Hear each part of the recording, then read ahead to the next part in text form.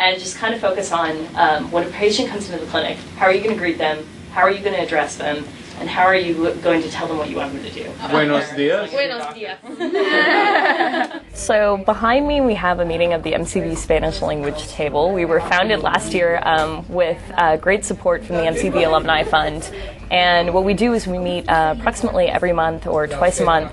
And we get students together, we give them a chance to converse in Spanish in a low-key, non-stressful environment, and also give them a chance and the tools to learn how to start practicing clinical skills in Spanish. So today we're actually practicing vital signs. The students behind me are taking each other's vital signs in Spanish and learning how to communicate their findings back to the patients.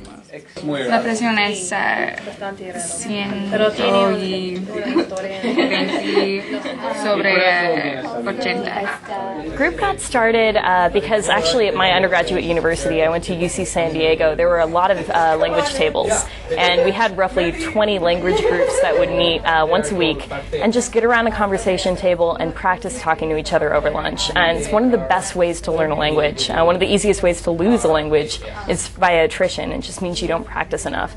A lot of students who come to MCV have gotten a lot of great chances to learn how to speak Spanish abroad, but as soon as they come to med school, they're busy, they're swamped, and they lose their language skills. And it's a huge, huge problem for our patient population here in Richmond and across America as we get a larger population of migrant workers and Spanish-speaking immigrants. There's not enough physicians available to treat them. So this is kind of a grassroots way of addressing the issue at hand.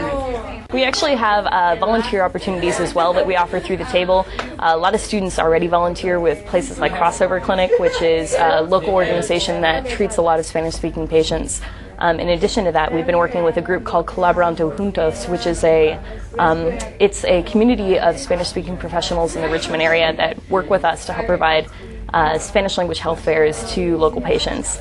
So it's really been a privilege for us to work with them, and it gives our students an opportunity to practice their skills outside of class.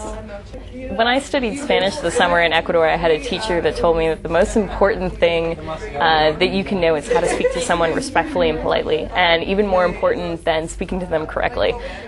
So most of the phrases I know are things that involve just polite introductions, polite ways to ask for things. For instance, using the subjunctive to say, "Es posible que me diga," is it possible that you could tell me?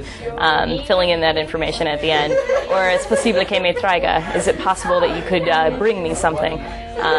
In the clinic, I think one of the most useful ones is just telling a patient to relax, relájese por favor, or asking them politely to sit down, siéntese por favor. So those are probably the top ones that I would think of. Por favor is obviously a great one, please, and also gracias, thank you.